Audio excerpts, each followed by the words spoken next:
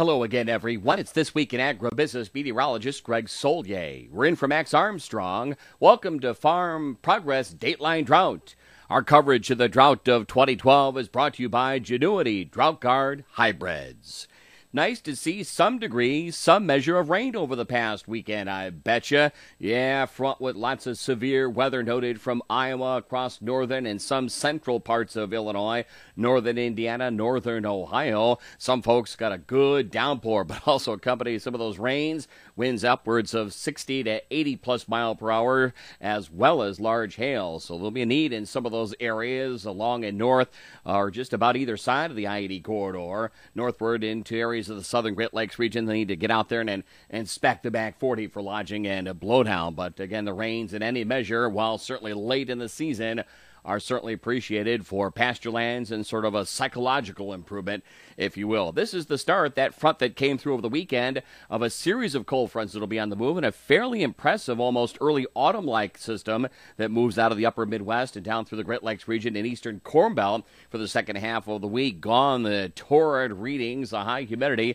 another day and a half in some central and southwestern Corn Belt locales, but a shift to cooler, less humid environs. Meanwhile, areas back west of the Missouri, out across the high plains and especially the Divide Country, lots of heat building in over the next couple of weeks. That'll trip off not only monsoonal all-or-nothing thunderstorm activity, dry base to a couple of downpours, but at the same time provide, again, some sense of recharge where pasture lands have burned out, but fire potential could be on the increase too. A real double-edged sword, while many eastern areas of the Corn Belt enjoy a fairly temperate weather pattern for early August, but once again, rains at a premium, probably confined to the upper Midwest, southern Canadian prairie, southwestern states, and the southeast. Yes, the tropics are beginning to get a bit active. On to the whole next week to 10 days from a temperature standpoint. Here's what we talked about, kind of along the Mississippian points westward. The heat builds, especially over the high plains, much of the southwestern states, readings closer to early August values over many eastern locales, so no real significant stress or strain.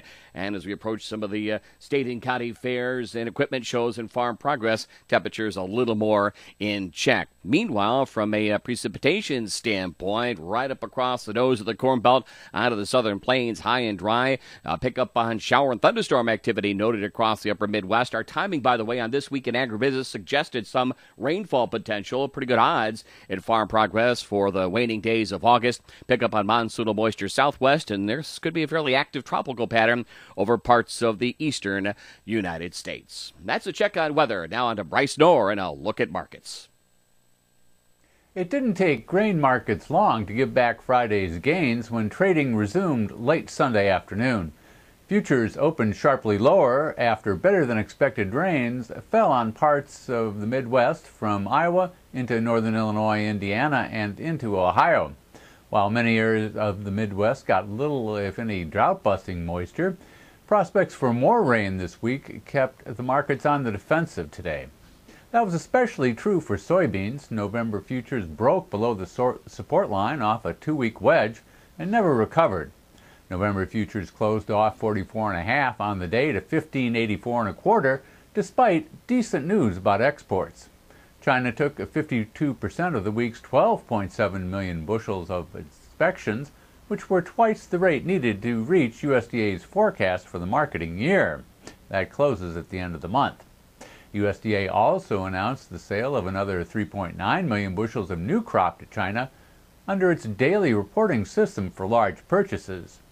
After the close, USDA reported steady crop conditions in the latest week, with the percentage of good to excellent unchanged at 23%.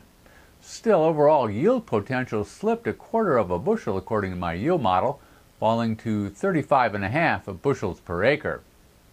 Corn continues to hold up better, in part because rain won't be much help at this point.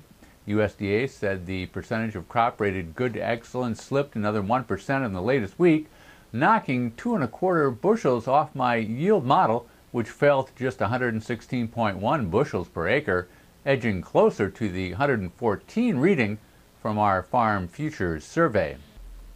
China continues to load out corn purchases, taking another 7.3 million bushels, according to today's inspections tally. Still, rationing is well underway. so total inspections were just under 20 million bushels, well below the rate needed to reach USDA's current forecast.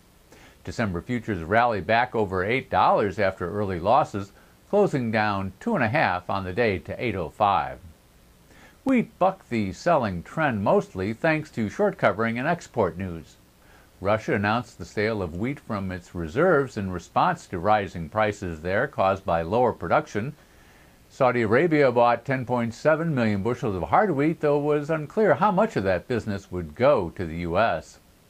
Export inspections beat the top end of trade guesses at 20.9 million bushels, and spring wheat ratings declined slightly, knocking about 0.2 of a bushel off yield potential. Still, Minneapolis September futures ended 5.5 lower at 9.39, but Kansas City was unchanged at 8.96 and Chicago gained 2 cents to 8.93 Keep up with the latest drought situation across the country by visiting www.datelinedrought.com.